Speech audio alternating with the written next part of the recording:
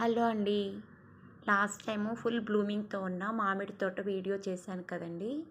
ఇప్పుడు fruits ready అయిపోయాయి. ఎవరికైనా కావాలంటే ఆర్డర్ చేసుకోవచ్చండి. హోమ్ డెలివరీ ఇస్తాము. నేను డిస్క్రిప్షన్‌లో వాట్సాప్ నెంబర్ పెడతానండి.